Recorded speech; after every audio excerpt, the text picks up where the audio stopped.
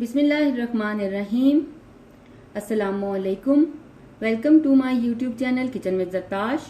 Viewers, आज हम अपने किचन में बहुत ही मज़े की गुई चॉकलेट चिप कुकीज़ बनाने जा रहे हैं। ये बहुत ही मज़े की बनती हैं।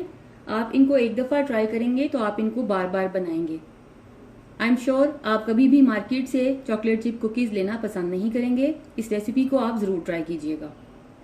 रेसिपी की तरफ चलने से पहले मैं अपने तमाम नए देखने वालों से ये कहना चाहूंगी कि अगर आप मेरे चैनल पर नए हैं तो मेरे चैनल को सब्सक्राइब कीजिए। बेल आइकन पर क्लिक करने से आपको मेरी तमाम नई आने वाली वीडियोस का नोटिफिकेशन मिलता रहेगा। और अगर आपको मेरी वीडियोस अच्छी लग रही हैं तो इनको लाइक कीजिए, शेयर कीजिए। तो चलिए अब हम अपनी रेसिपी की तरफ चलते हैं। इस रेसिपी के लिए हमें जिन इंग्रेडिएंट्स की ज़रूरत है, सबसे पहले आपके साथ मैं वो इंग्रेडिएंट्स शेयर करना चाहूँगी। इसमें मैंने 3 कप के करीब लेवल्ड मैदा ले लिया और उसको छान लिया। अगर वज़न के हिसाब से देखें तो ये 300 ग्राम के करीब मेरे पास मैदा है। 1 अंडे की जर्दी का इस्तेमाल करेंगे और 1 पूरा अंडा जाएगा। अंडों को मैंने फ्रिज में रख के ठंडा किया हुआ था। हाफ टी स्पून इसमें हम बेकिंग सोडा यूज़ करेंगे। 100 ग्राम हम इसमें शुगर का इस्तेमाल करेंगे, घर की पिसी हुई आम चीनी, सफ़ेद चीनी, और उसके अलावा ये 100 ग्राम ही मेरे पास आधा कप के करीब ब्राउन शुगर है। 1 टीस्पून हम इसमें वनीला एसेंस का इस्तेमाल करेंगे। 300 ग्राम्स मेरे पास चॉकलेट चिप्स हैं, semi sweet chocolate chips. 150 grams इसमें मक्खन जाएगा।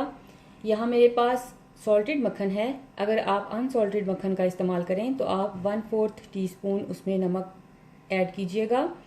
मेरे पास क्योंकि सॉल्टेड मक्खन है इसलिए मैं नमक का इस्तेमाल नहीं कर रही। मैं इसी तरह से इसको यूज़ करूँगी और इन तमाम चीज़ों को इस्तेमाल करते हुए मैं अपनी कुकीज़ की डो रेडी करूँगी। बाउल में मैं मक्खन ऐड कर रही हूँ।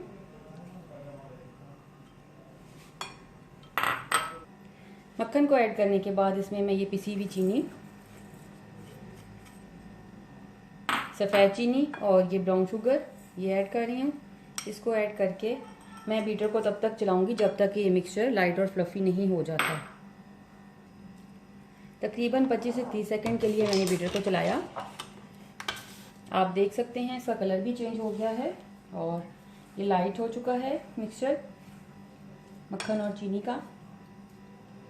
अब इसमें मैं अंडा और अंडे की जर्दी इसे ऐड करूँगी। ऐड करके मैं फिर से बीटर को 25 से 30 सेकंड के लिए चलाऊँगी जब तक कि इसमें अंडा अच्छी तरह से शामिल नहीं हो जाता, इनकॉर्पोरेट नहीं हो जाता।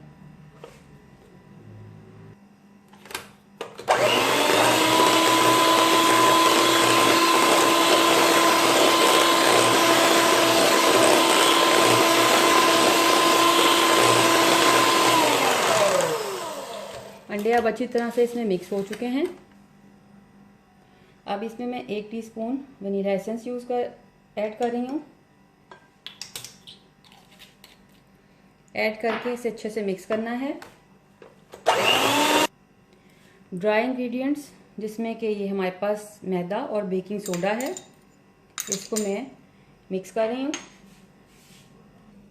अब 2 से 3 बैचेस में मैं ये मैदा इसमें ऐड करती जाऊंगी और मिक्स करती जाऊंगी।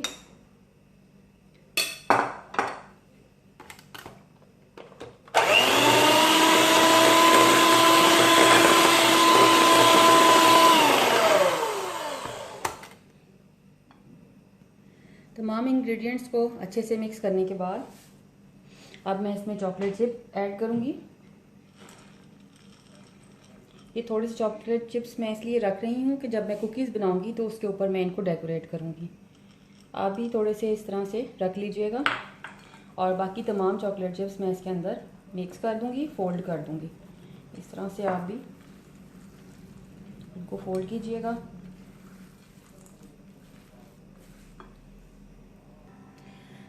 कुकी डो अब रेडी है। इसको 15 से 20 मिनट के लिए कम से कम मैं फ्रिज में ठंडा होने के लिए रख दूँगी।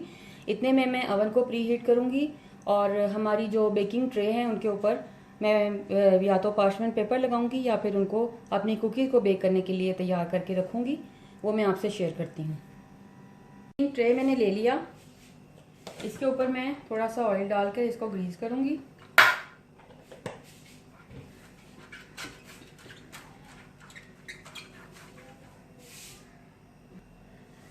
इस तरह से कोई भी कुकी स्कूप आइसक्रीम स्कूपर ले लीजिए या फिर आप टेबलस्पून यूज़ कर सकते हैं, खाने का चम्मच, उसको यूज़ करते हुए आप इस तरह से कुकीज़ के लिए बैटर लें और इसको आप इस तरह से प्लेस करते जाएं। 1.5 से 2 इंच का आपने फासला रखना है हर कुकी के दरमियान में, और इस तरह से आपने कुकीज़ प्लेस करनी है। कुकी डो को मैंने ट्रे में डाल दिया। अब अगर आप थोड़ा सा एक्स्ट्रा इसमें चाहते हैं तो आप इसके ऊपर चॉकलेट चिप्स ऐड कर दीजिए।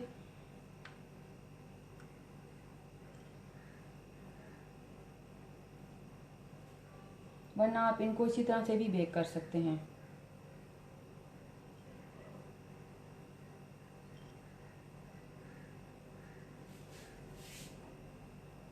तकरीबन 10 से 12 मिनट के बाद मैं इन कुकीज़ को चेक करने जा रही हूँ। ये देखिए,